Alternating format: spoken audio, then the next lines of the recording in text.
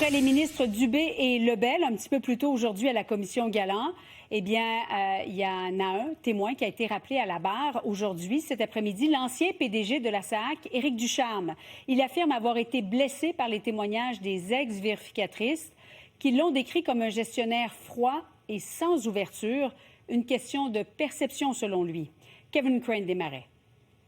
On va pleinement collaborer et répondre à leurs questions. Celle qui a travaillé aux côtés du commissaire Galland revient au bureau de la commission. Il n'y a personne qui va tomber en bas de leur chaise ce matin que je vous ai mis sur ma liste des conflits d'intérêts. En 2020, la présidente du Trésor est informée que sa clique ne généra pas d'économie pour l'État en raison d'un report majeur. Elle est en dépassement parce que ma compréhension, c'est qu'elle est en dette de cible budgétaire. Elle soutient que la surveillance relevait de son ministre délégué au numérique, Éric Kerr, avec qui elle dit avoir eu peu de rencontres. C'est pas un ministre sous tutelle, c'est pas un ministre... Bon, il a, sur les grandes orientations, naturellement, qui concernent le Trésor, qui a des impacts sur le Trésor, le cas échéant, j'ai à être consultée et à me mettre d'accord avec M. Kerr, mais pas sur le quotidien de ses actions. Il a sa pleine autonomie. Pour nous, le trait d'union était M. Ducharme. Lebel se défend de toute inaction, affirmant que son rôle portait sur une vision globale des programmes, sans accès aux chiffres précis du projet SACLIC. On ne me parle pas des programmes de façon détaillée, on me parle des grandes livraisons. Le projet dépassait de 500 employés le nombre autorisé par le Conseil du Trésor en 2021.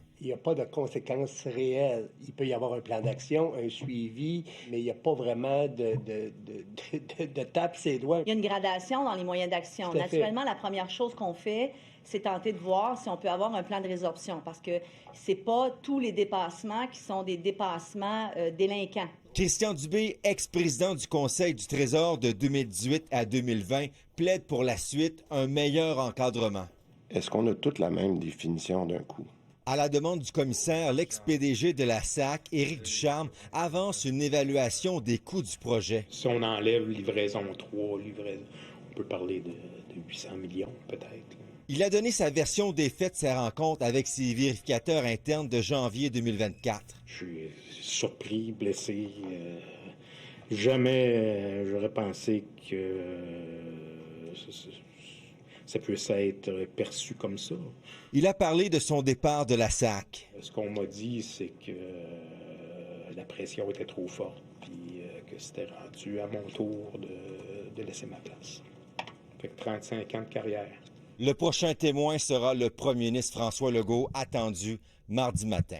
Kevin Crane Desmarais, TVA Nouvelles, Montréal.